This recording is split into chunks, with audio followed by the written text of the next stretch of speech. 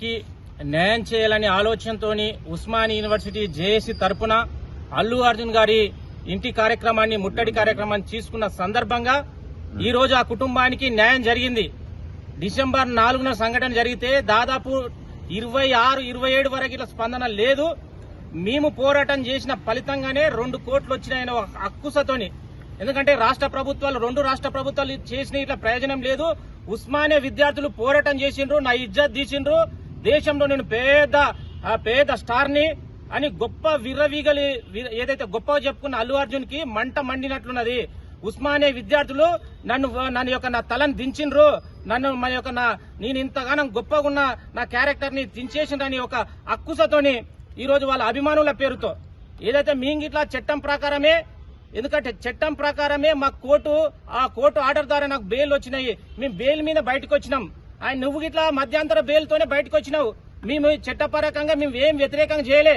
మీరు వ్యతిరేకంగా చేయనప్పుడు, మీరు అన్యాయం జరిగినప్పుడు మీ అభిమానుల మరి గుండాల వాళ్ళు ఫోన్ చేసి డైరెక్ట్ అరే లంజా కొడుక ఎట్లా తిడతావు మా యొక్క అల్లు అర్జున్ ని, నువ్వెక్కడున్నా నేను చంపేస్తాం, నీ అడ్రస్ చెప్పరా అని మాట్లాడుతున్నాం.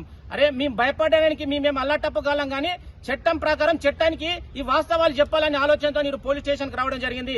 అల్లు అర్జున్ మేము కనీసం 15 మంది వస్తే నేను తట్టుకోలేకపోతున్నావు, జీర్ణించుకోలేకపోతున్నావు.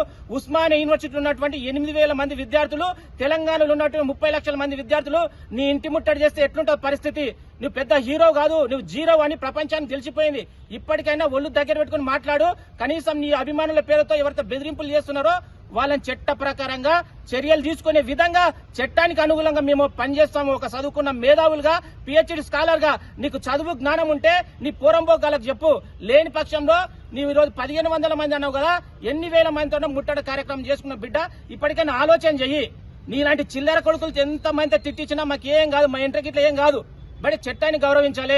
చట్టం పరిధిలో అందరం సమానమే. నువ్వు పెద్ద హీరో ఉండొచ్చు, మేము సామాన్యులు ఉండొచ్చు, కానీ ఒక పేద బిడ్డకు న్యాయం విషయంలో మేము ఖచ్చితంగా న్యాయం చేసినామని ఒక సాటిస్ఫాక్షన్ ఉంది. మీరు ఎన్ని కార్యక్రమాలు చేసినా మేము తట్టుకుంటాం, నిలబడతాం. కానీ చట్టం ముందల మీ యొక్క దురాఘాతాలు, మీ యొక్క వాస్తవాలు, మీ నిజ స్వరూపం బయట పెట్టాల ఆలోచనతోనే మేము ఈ కార్యక్రమాన్ని తీసుకున్నాం. ఇప్పటికైనా జ్ఞానోదయం తెచ్చుకొని తగ్గించుకో, నీ యొక్క ఎక్స్ట్రాలు తగ్గించుకో, ఒక మనిషిగా జీవించు.